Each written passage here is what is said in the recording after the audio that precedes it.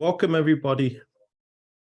Welcome, everybody, to a special Tuesday edition of CPS with the team. And I have some guests that I've invited today to come on and help me facilitate. Maybe I'll get to sit back and bask in all of their glory. But I'm going to ask Nasir and Ala to unmute themselves and introduce themselves.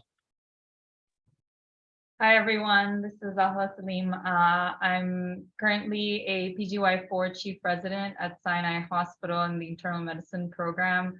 I'm originally from Pakistan, and I moved here for my internal medicine residency training. Completed that for 3 years, and I'm glad to be here. Hello, everyone. My name is Nasser. I am also co-chief of Allah here at Sinai. I was born in Iraq, grew up in the Middle East, but I'm Canadian. I did my undergrad in Ryerson University in Toronto, and then I went to the Caribbean for my medical school in Medical University of the Americas in St. Kitts and Nevis. And I did my residency here, enjoyed it a lot. And yeah, we're happy to be here and participating in today's VMR. Before we get underway, I'm just going to ask if anybody has a case. If you're able to mute your mic and just tell us in the chat if you do have a case prepared.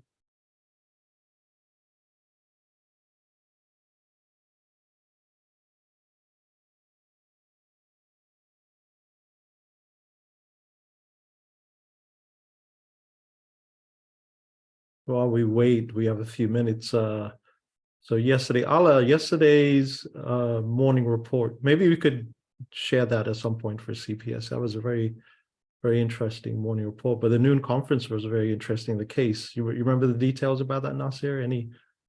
Yeah, it was an interesting case. It was a patient who came in with rash and arthralgia, lady in her 50s, and the lab shows that the creatinine was elevated, and the patient did have a kidney biopsy because the kidney was involved. There was a lot of proteinuria, but it was not very revealing because the sample was not enough.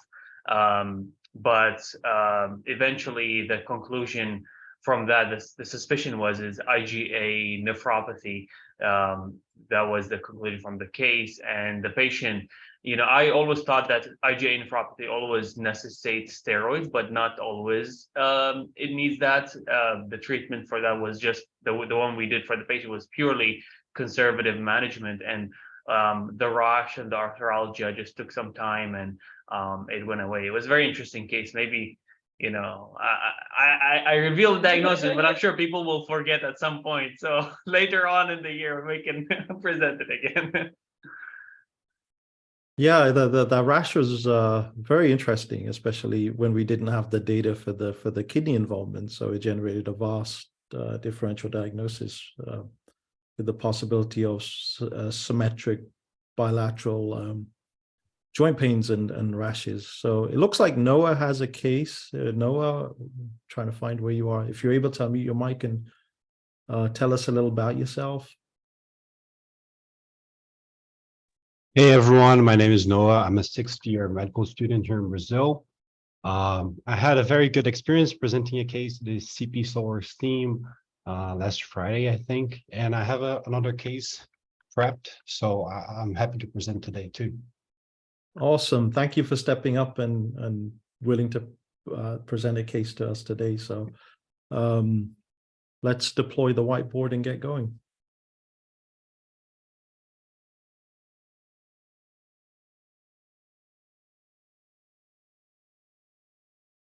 So my patient is a 52-year-old male that presented with persistently elevated CK levels after direct trauma to the left anterior chest. So just to give a brief HPI, the patient reports that he was soaking his legs in the bathtub 3 nights ago. When he was getting out, his left leg and left shoulder gave out, which caused him to hit his chest in the border of the bathtub. He woke up the next morning with difficulty breathing and pain with inspiration. So he went into the hospital, the ED did the initial workup, and he was admitted to the GIM service.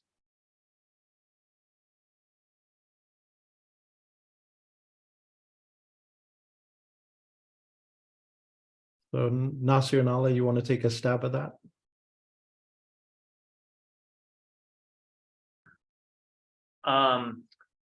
That's interesting finding. I mean, 52 years old, coming here, and I think you mentioned also persistently elevated CK level, and patient was found in the bathtub a couple of times and has some difficulty breathing. The first thought that came to my mind when I first heard the CK level, CK is always coming from the breakdown of the muscle. Now, could this be coming from a pathology like a myositis leading to the patient's frequent falling? Could it be that the CK level coming from just the patients being deconditioned and being unable to, immobile patients being laying down in bed for a majority of the time, and that eventually the CK over time can lead to this elevation in the CK level? Now, that's my initial thought. It could be either or, and with the left shoulder and the left leg in the border of the spleen and waking up with the difficulty breathing, how do I associate the CK level being elevated with the difficulty breathing? Could it be that we are dealing with a systemic disease that involves both, such as maybe dermatomyositis that is sometimes can be associated with some sort of ILD? I know I'm jumping to just a few diagnoses here, but with the few information that I have right now, this is the first thought that came to my mind. What do you think, Ala? Yeah, I think the left leg and left shoulder giving out, maybe there might be more than one underlying pathology. This guy's 52 years old. I mean, this automatically makes me think of some sort of, again, like myopathy, or maybe this is the focal deficit that makes me think of some sort of neurologic issue that also went on. And then this finding, the patient, the person, I guess, then hit his chest, and then that resulted in some muscle breakdown and elevated CK levels. And so maybe there are two processes which led to this rise in CK level, and not necessarily one thing causing a direct elevation. And so, this is associated with trauma. The next morning, he's waking up with difficulty breathing. So possibly some injury to the chest. Somebody mentioned in the chat, hemothorax and pneumothorax are some things that you could be thinking about with the difficulty breathing. And then it says, I guess, something around the spleen area.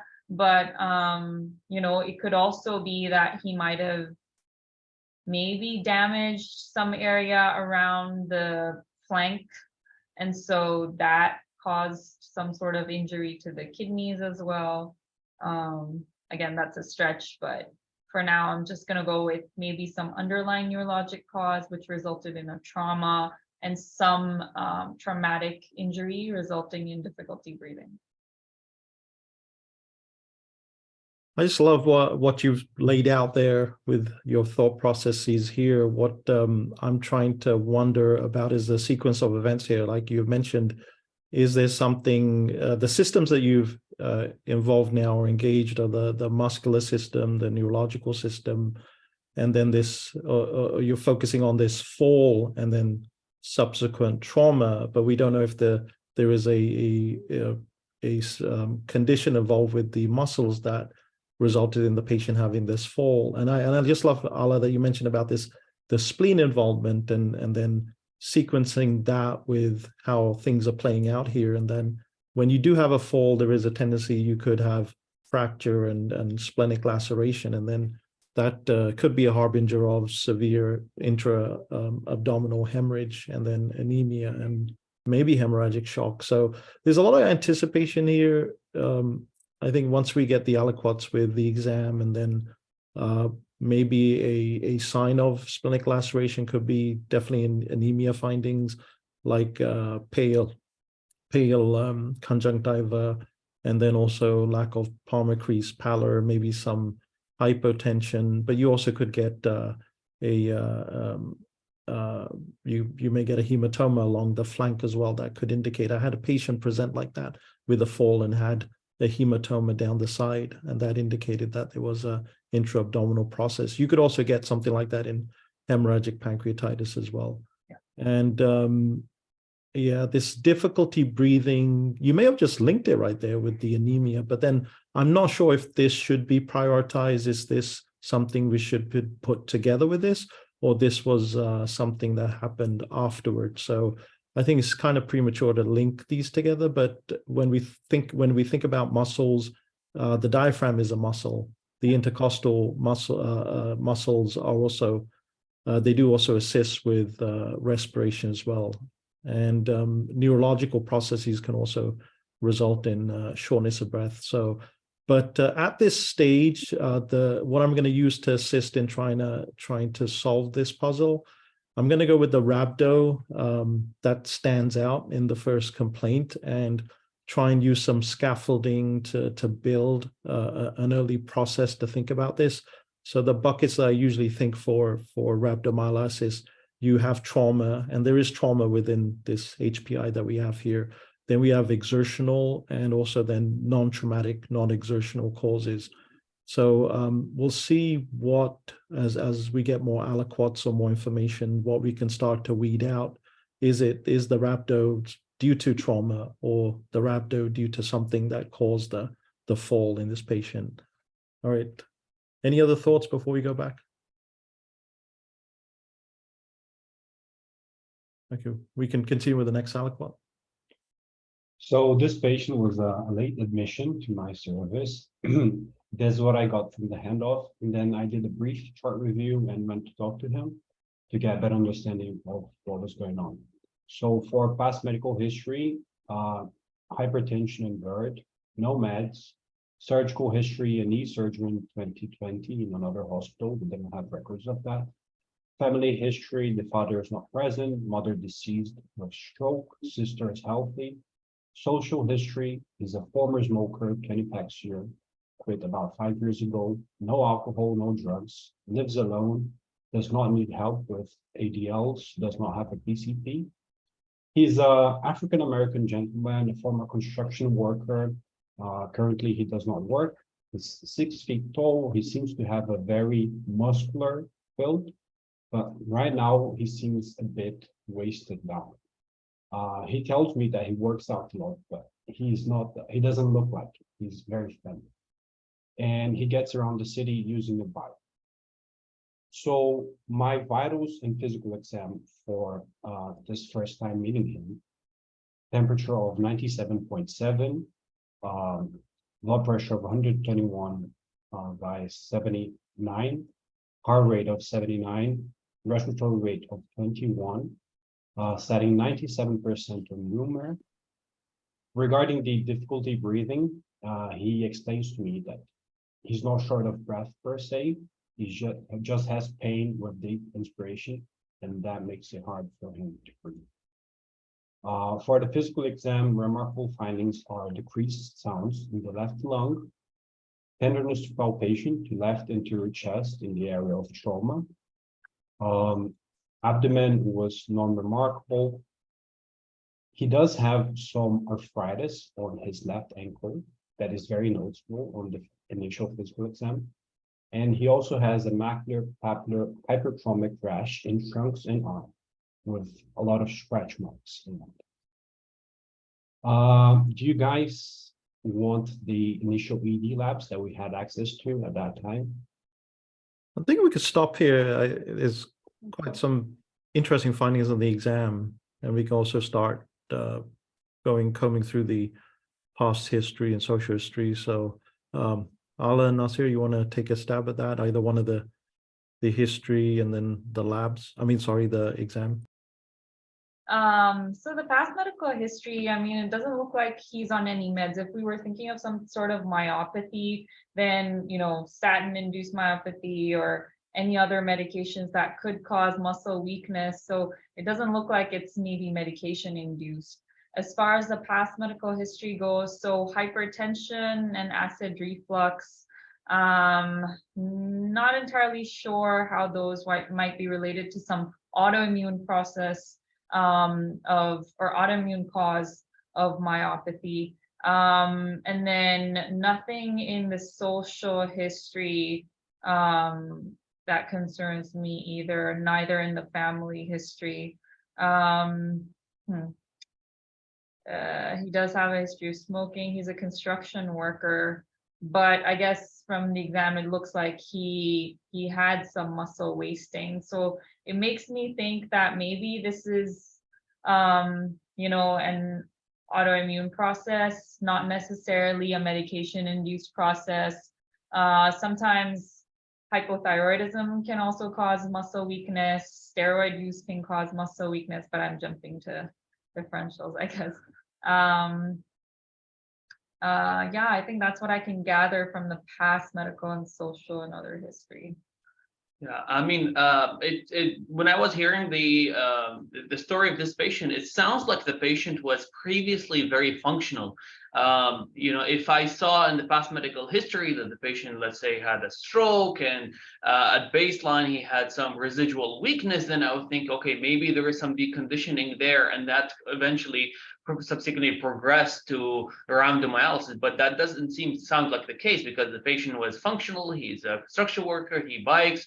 And nothing in the past medical history, like Ala mentioned, suggests me anything that could be contributing to this condition. The physical exam, the chest pain with deep inspiration, that kind of tell me that likely the shortness of breath and the chest pain is traumatic. If you ever played like contact sports and you get hit in the chest, that can be pretty painful, especially when you take a deep breath. So you eventually started to take like very light breaths so that you don't feel that pain. So with the story that he's giving, with the physical exam finding, I think the pain is traumatic.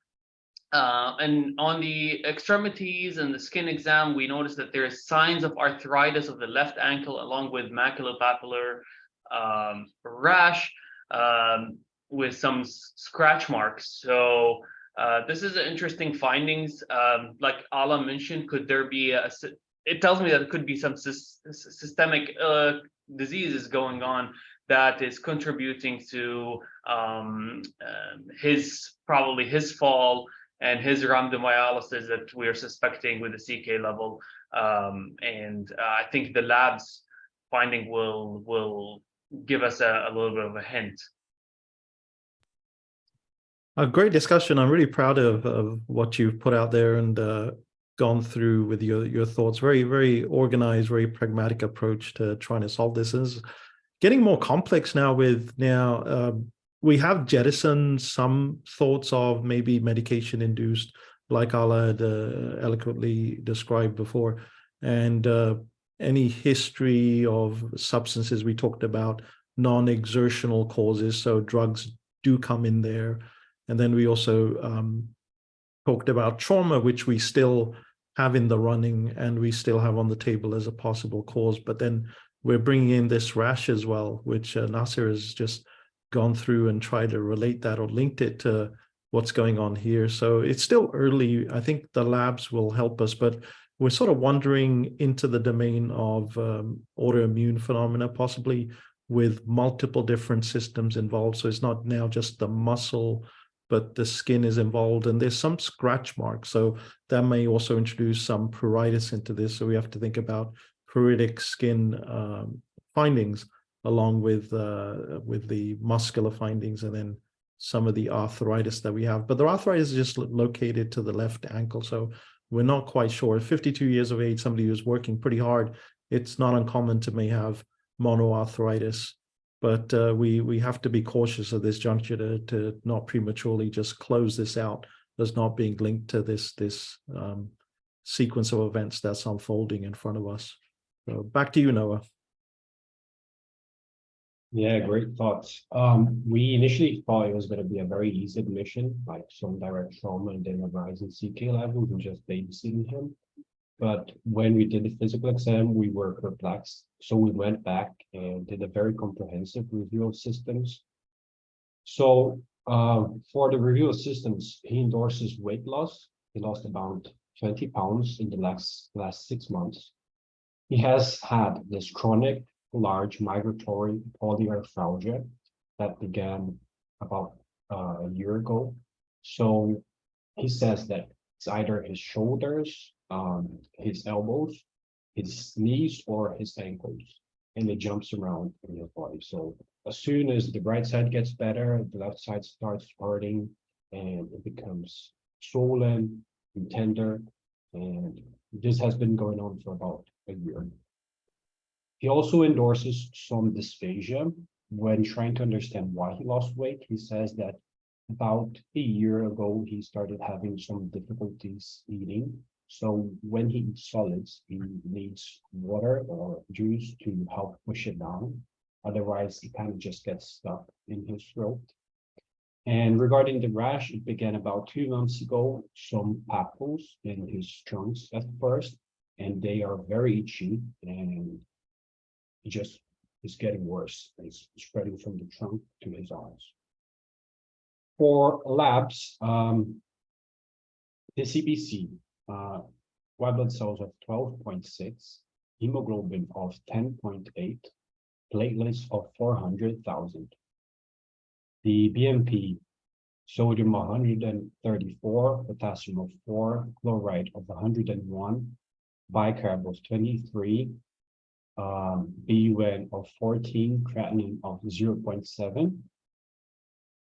For his LFTs, total protein of 7.2, albumin of 2.9, total bili of 0.2, AST 17, ALT 33, alk-phos 65. The CK levels on admission, it was 1,156. It trended down to 893, 789, 774 in the ED close observation unit. And then the next went back up to 800, and that's what got him admitted to our service. The ED also did imaging of the chest, did an initial chest x-ray, which was negative for pneumothorax and fractures.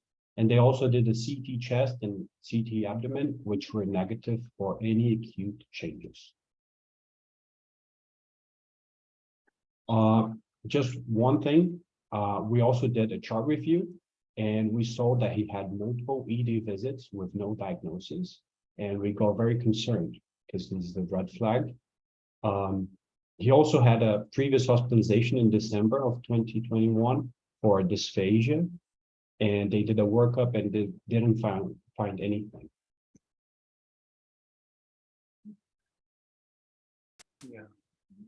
I'll just comment, and then I'll have you. I've had you going first, so I'll just kind of give you a little breathing room there. But it's very interesting. We're getting a lot of information here now. This data here is making it very complex. But what really disturbs me is the fact that the patient's been coming to the emergency room and not really getting a diagnosis, or has just sort of been passed off, and they've not really found anything. So now the patient's showing the manifestations of whatever condition he's having at this visit, and now pulling it all together, you're able to make a diagnosis. So it's a process that's probably been going on for a while, a chronic process that is probably unfolding in a stepwise manner, and now we're seeing involvement of many different systems here. So how do we pull all this together? I'm trying to at least make it as easy as possible, not to expend too much cognitive energy at this point. But now, how do we say, now taking this weight loss, I think we still are on the same track that we were thinking about, autoimmune versus malignancy. Yeah. That those are the two conditions that are in the running in my thoughts. And then there was an issue with patient having difficulty with swallowing. So I don't see that the patient had any difficulty in eating, but difficulty in swallowing shouldn't result in such severe weight loss unless they completely stopped eating.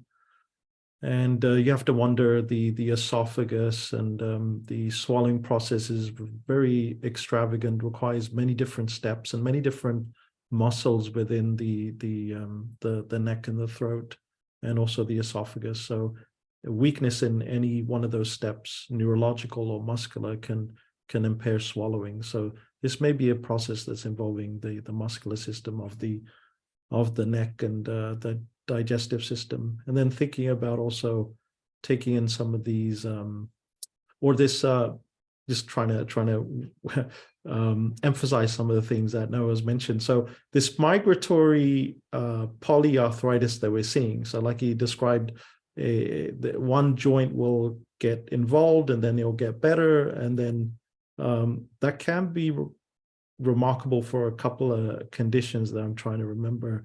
So Lyme disease can involve multiple different joints, can reappear, gonococcal, reactive, viral arthritis too, like systemic processes like HIV could also manifest like that as well. So I'm sure there's a few others, but those come to mind. Lupus, I think, may also manifest in this way as well.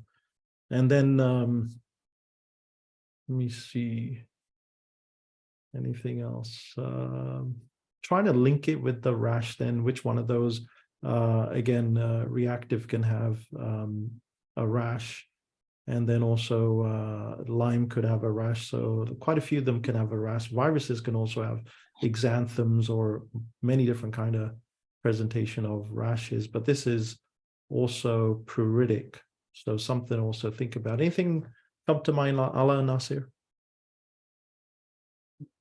So yeah, like you said, I think I'm a little fixated on the migratory polyarthralgia history, and then the dysphagia with the rash.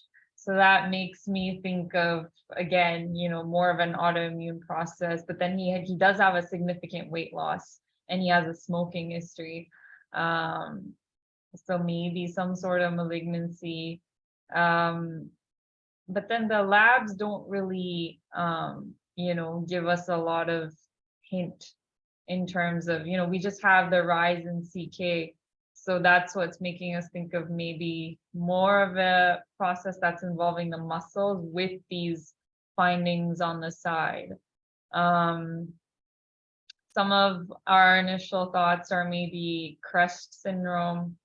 So you will have your calcinosis, Raynaud's, esophageal dysmotility, sclerodactyly, I think, and telangiectasias, maybe that's the rash, but it says it's an itchy rash. So not entirely convinced at this point.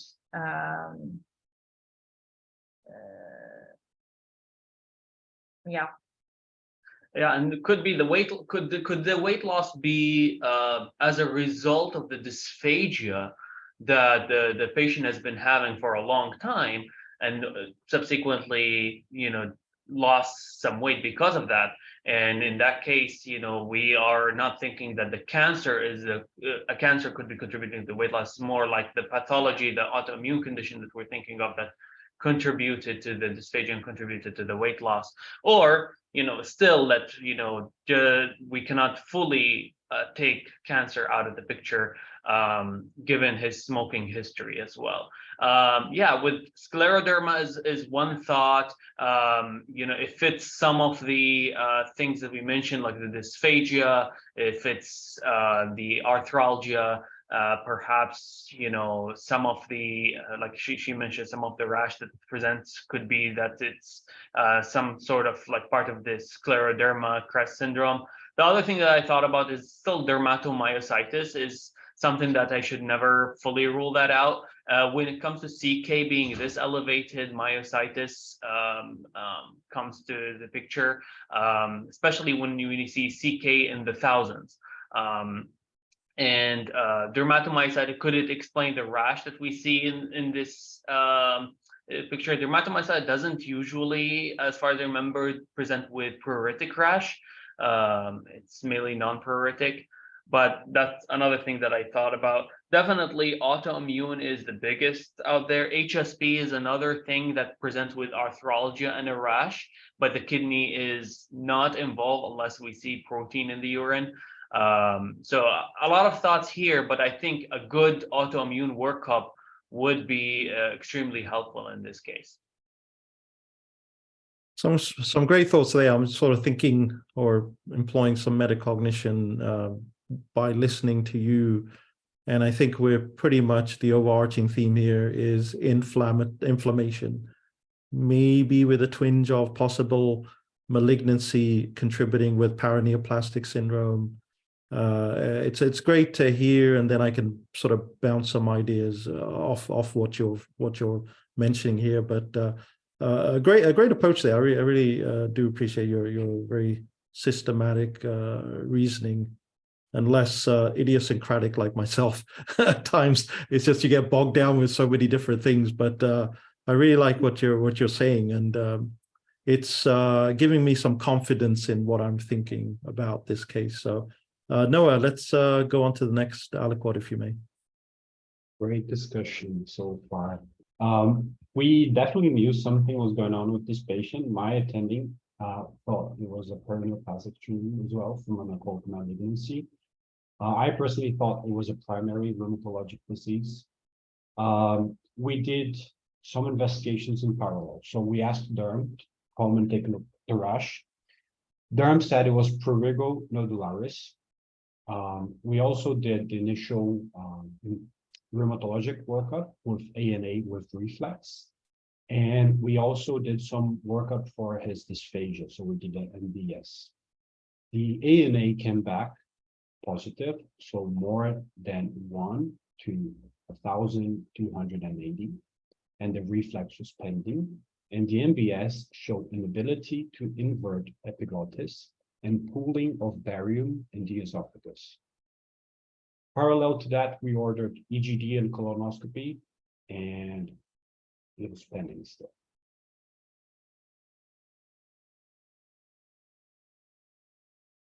Very interesting. What do you think about that, Nasir Allah?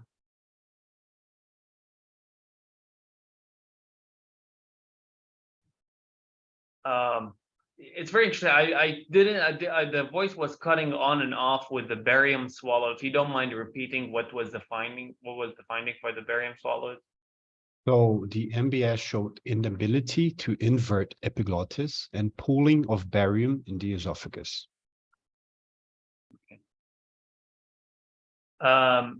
It's like we mentioned, that's still kind of in the gray zone, but the fact that the ANA being this significantly elevated, I think anchors what our initial thought is that this is, likely autoimmune condition. Now, the ANA is very non-specific, and it can be elevated in majority of the autoimmune pathologies. So it definitely kind of makes us think that this is what we need to put our most investment in, is just further antibody workup. Perhaps we can screen for the myositis, we can screen for lupus, we can screen for other autoimmune conditions like scleroderma. Send those antibodies and see what comes back to be the positive thing. The barium swallow is, I could not make anything out of it except that there is an inability to invert the epiglottis. I mean, it's something that I don't see every day, and I don't know if Allah, you have any thoughts about this. So again, this brings me back to esophageal dysmotility, and then again, a muscular or a connective tissue disorder, like I told you, maybe like a mixed connective tissue disease as well. But so we're thinking about a pathology involving the muscles, the joints, and the skin rash. So it's all hinting towards an autoimmune condition, unless of course there's something that we don't know causes an an elevation in ANA and something else. Yeah, great point about the ANA. It definitely is also pushing us into the autoimmune bucket, but yeah, it could be non-specific. It doesn't scream out that this possibly is going to be lupus, but there can be a lot of crossover overlap between different conditions. But what's interesting now with this swallowing, I'm trying to, while you were talking, trying to link this with, definitely a significant finding. We have weight loss here. We have a confirmed test showing one of the sequence or steps in swallowing is impaired. And this is bringing up possibility of muscle-associated diseases. So at 52 years of age, I doubt he's going to have a genetic or metabolic cause of intrinsic muscle disease causing this. But what else could there be? You already mentioned one of them, which is dermatomyositis, polymyositis, but here with the involvement of the skin, dermatomyositis can be very likely. Then also comes statin-associated myositis or necrotizing autoimmune myositis. You can also have anti-mitochondrial associated myopathy. Inclusion body myositis can involve the cricopharyngeal muscle, I could say, if I remember. There is association with dysphagia with each one of these. And I'm not remembering the details. I do remember reading about them, but I know IBM does have association with one of the muscles in swallowing and can be impaired. But I don't remember if there's this prugo nodularis association, but there could be if you do go, maybe do a quick random search on Google to see if this is associated. So interesting.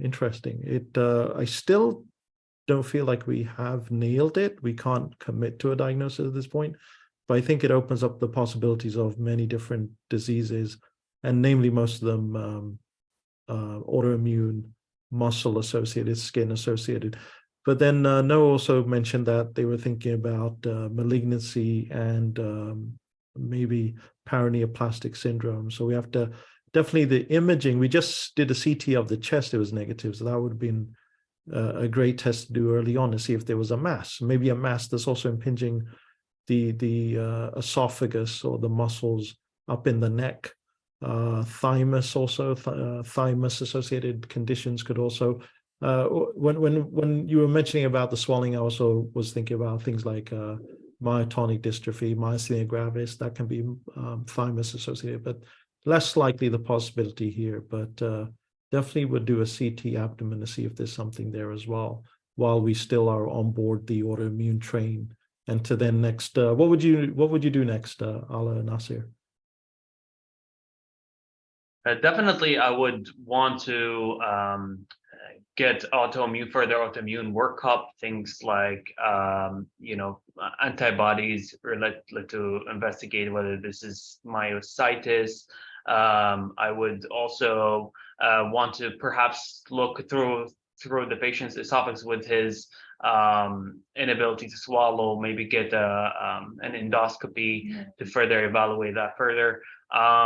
And perhaps I would also get rheumatology on board. Now that we're thinking that it's most likely autoimmune condition, their expertise would help in this case. And I agree with the imaging. I think a CT abdomen pelvis would be helpful. All right, Noah, back to you. Okay, so on admission, he had a CT abdomen and pelvis. It was normal. And he had a CT neck of December 21, which was also normal. The endoscopy did not show any acute abnormalities, and the colonoscopy had poor preparation, so we weren't able to see this full GI tract. For the rheumatologic workup, so Smith negative, DNA antibody negative, RNP negative, SSA positive, SSB negative, centromere negative, scleroderma negative, JO1 negative, ribo RNP negative, chromatographin negative, rheumatoid factor negative, infectious workup, HIV, syphilis, gonorrhea, chlamydia, all negative. So at this point, we were like running out of choices, and we asked rheumatology to come and take a look at this patient, but he was getting very, very impatient. He didn't feel like we're helping him. So we made an agreement for him to be discharged with very close follow-up with rheumatology and PCP. We also pushed for him to do a esophageal manometry to better understand the findings of the MBS. So do you guys want the diagnosis now, or do you want on the next aliquot? I think we can pause here. There's more data there. What do you think, Ala Nasir? So it's very interesting that, you know, the rheumatoid, the autoimmune workup that we were banking on so heavily, like most of it is negative, except the, I guess, anti-SSA, which is positive in, I guess, Sjogren's and something else.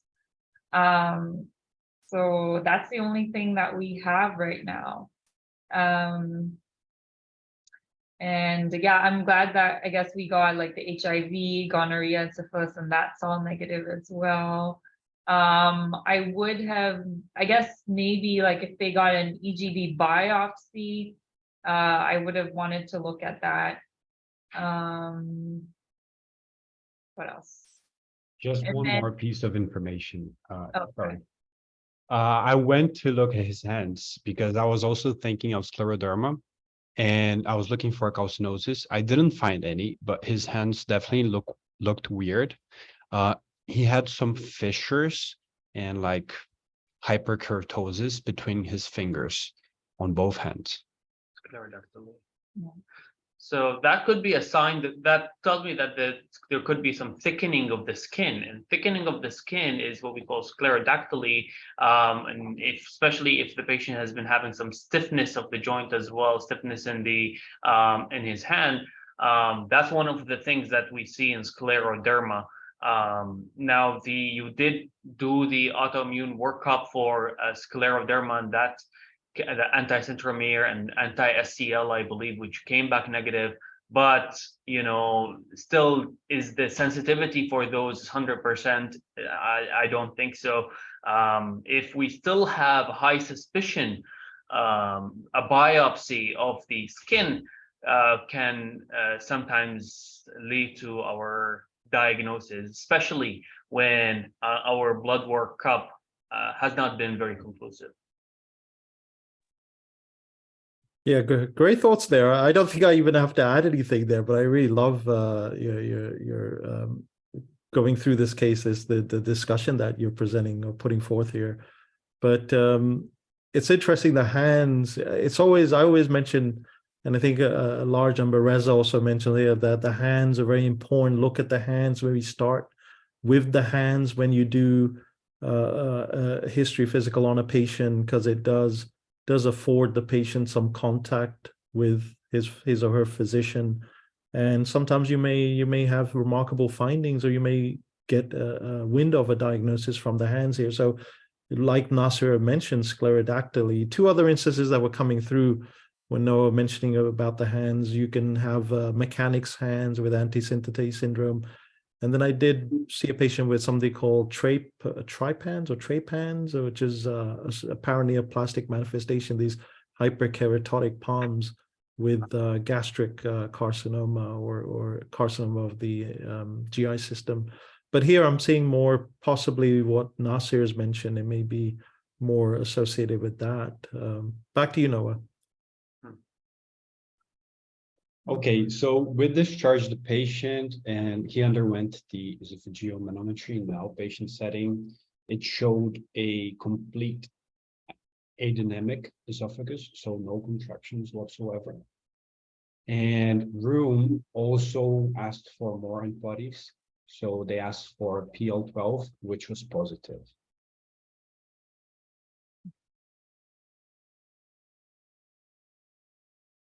What do you think, Nasir? So anti-PL12 is something that we see positive in, I believe, the anti-synthetase myositis, and that's, I think, kind of gives us the diagnosis, which is very interesting. Something that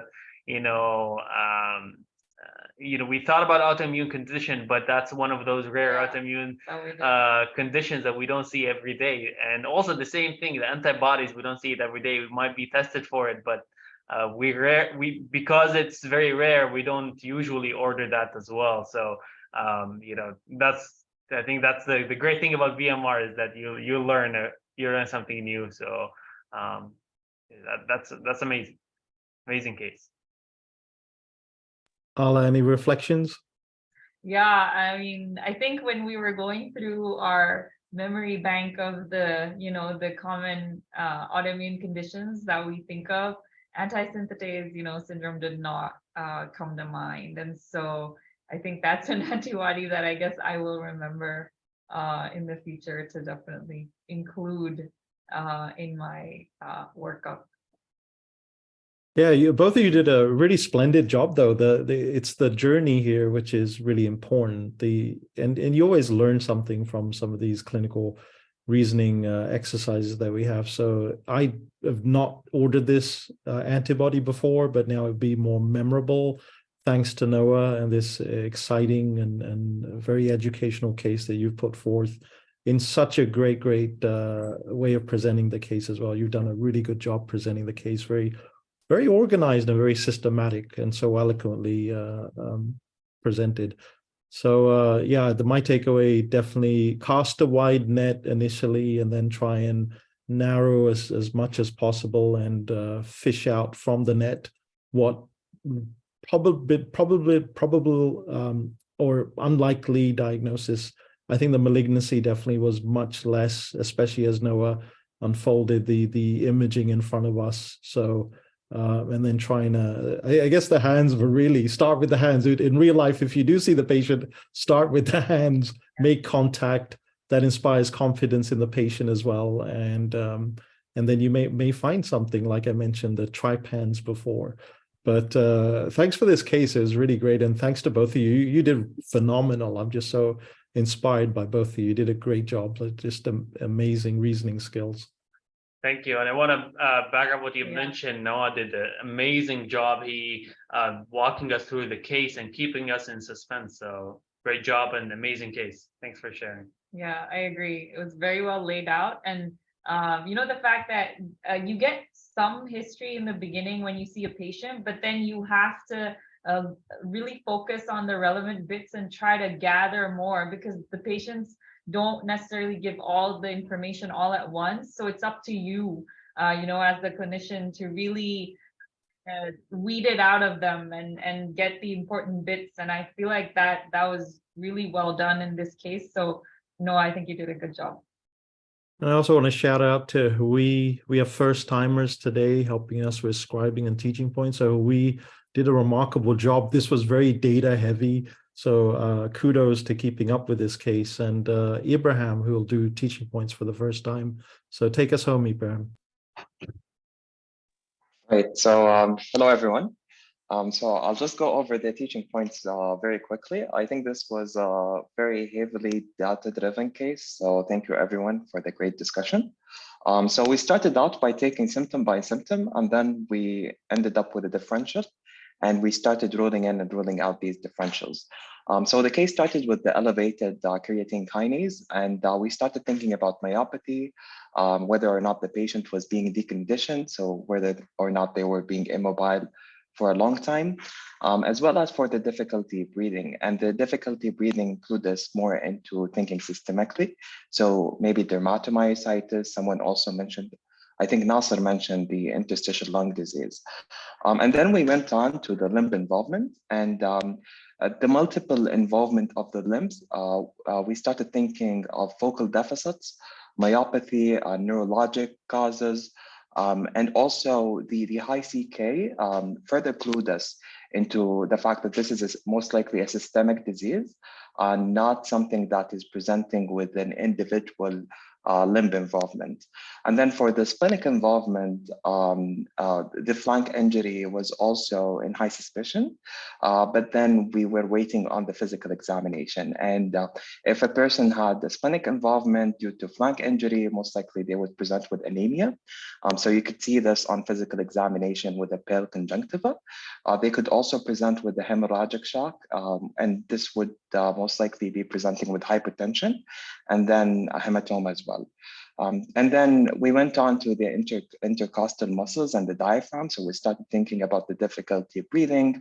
And because these are muscles, so neurologic processes could also affect them and could result in difficulty breathing. Up until that point, we reached the differential diagnosis of rhabdomyolysis, as well as exertional and non-exertional causes. And the non-exertional causes was mostly drugs. But then upon listening to the patient drug history, they had a negative, they weren't taking any statins, so that could help us rule out rhabdomyolysis as well as myositis. And then we went on into the muscle wasting, and here we really started thinking about cancer as well as hypothyroidism, in addition to the autoimmune involvement that we thought about initially. And then upon hearing more about the patient's social history and the fact that they were a builder, they had high muscle bulk, we started ruling out deconditioning. So this patient was not an immobile patient, definitely. And then they also had deep inspiration on inspection. So we started again thinking about trauma. But then for the arthritis and the weight loss and the maculopapular rash, we again went on to think about systemic diseases. But then taking into account that this is an elderly patient, so monoarthritis would not be not unlikely. And then the weight loss itself, even though they had weight loss and dysphagia, the dysphagia wouldn't really result in such severe weight loss that the patient was presenting with.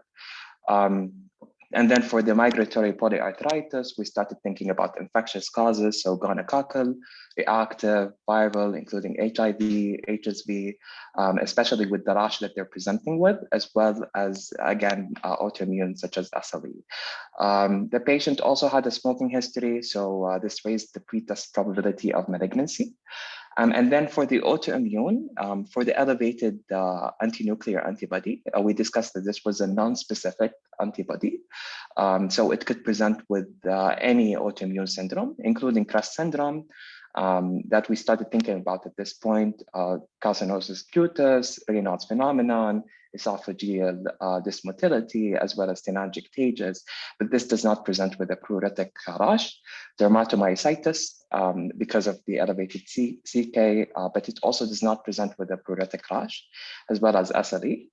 On barium swallow, the patient had, so the patient had the most likely muscular involvement, and because of that, we again started thinking about connective tissue diseases.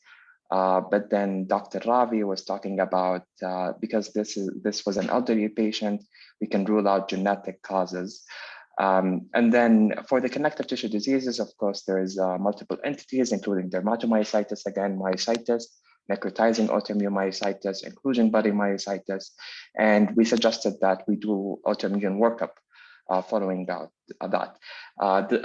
They had negative antibodies with the autoimmune workup, the initial autoimmune workup. So, but however, we still cannot rule out the autoimmune syndromes because they're not really highly sensitive. And then for the cancer, because of the smoking history, as well as paraneoplastic syndromes, we cannot rule it out at the moment. So we suggested doing CT abdomen. CT abdomen was normal. So because of that, we started ruling out cancer. And then at the end of the case, we started hearing more about the thickening of the skin in the hands. So again, this really pulled in connective tissue disease. And at the end, we found out that the patient had a positive anti-PL12, which confirmed our diagnosis, which is antisynthetase syndrome. So thank you. Great teaching points, Ibrahim. Wonderful, just so very systematic and organized. You didn't even stop to take a breath there. So thanks for capturing all those details. That's a phenomenal job there. So thanks to both Huey and Ibrahim for first time teaching pointers and scribing as well. Thanks everybody for coming on, and thanks again, Noah, for a great case. We'll see you tomorrow. Take care. Bye. Thank you, Thank you, everyone. everyone. Take care.